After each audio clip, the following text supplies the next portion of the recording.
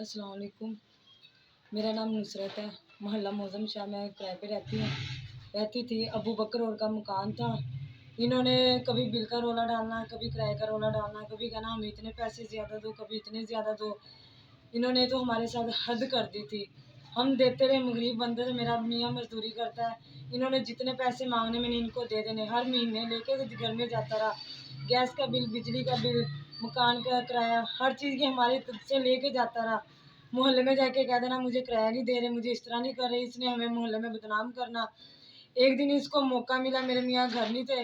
घर में चार दीवारी में ये घुसा है। मेरी बच्चियाँ स्कूल गई हुई थी। बच्ची आई हैं, बच्चियों ने अभी खाना भी नहीं खाया था। अबू बकर आया, इसने मेरा हाथ पकड़ के मुझे बाहर निकाला। मैं घर से बाहर नहीं, कमरे से निकली, मैं फिर अंदर आ गई। मेरी बच्चियों को इन्होंने धक्के दे के निकाले हैं।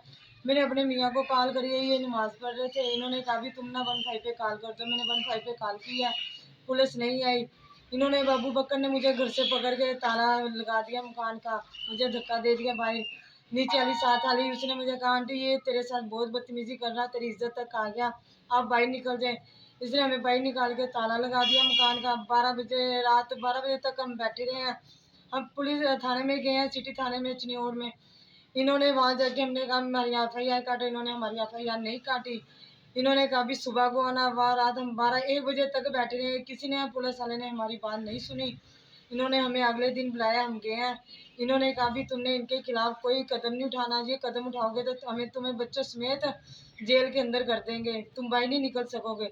इन्होंने हमारी आवाज़ नहीं सुनी, हम वहाँ बैठे रहे हैं। इन्होंने हमारे साथ इंसाफ नहीं किया, ना हमारी FIR काटी। फिर इन्होंने हमारे पे कत्ल का हमला किया। मेरे मियाँ घर नहीं थे, आर्डर पे आए हुए थे फैसलाबाद। इन्होंने हमारे पे कत्ल का हमला किया। मुझे इन्होंने नंगा करके मारा, मेरे कपड़े फाड़ दिए, मेरे दांत भी तोड़ा। इन्होंने मेरे बच्चों को फेंक फेंक के मारा। इन्होंने यहाँ तक मेरी बच्चियों को सिर भी फटे हुए हैं। हम गए, हमने मेडिकल कराया। मेडिकल कराने के बाद हमने कहा भी हम पर्चा देंगे। थाने में गए, थाने वालों ने भी नहीं हमारी सुनी। वो कह रहे ये झूठ है।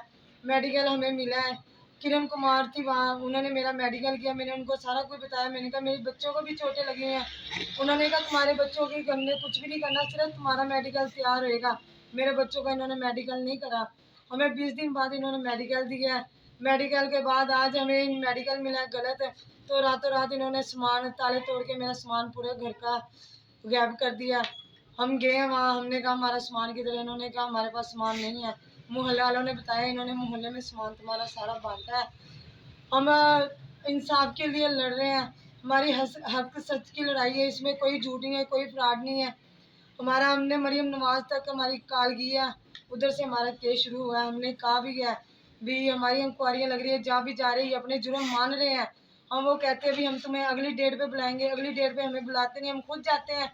हम कहेंगे सर आपने हमें बुलाया नहीं, कहेंगे हमने तो वो आपके कागजात पूरे करके हमने पीछे भेज दिए हैं। जहाँ भी हमारी इंक्वायरी लगती है वो अपने जुर्म मानता है, मानने के बाद हमें कोई इंसाफ नहीं मिलता, वहाँ भी हमारा केस ठप हो जाता है। अब फिर मरियम नवाज की तरफ से हमारा केस ओपन हुआ है। हमारी DSP के पास इंक्वायरी लगी है चिन्योड़, वहाँ भी उन्होंने अपने जुर्म माने हैं। आज इनके ऊपर दफ़ा लगनी थी।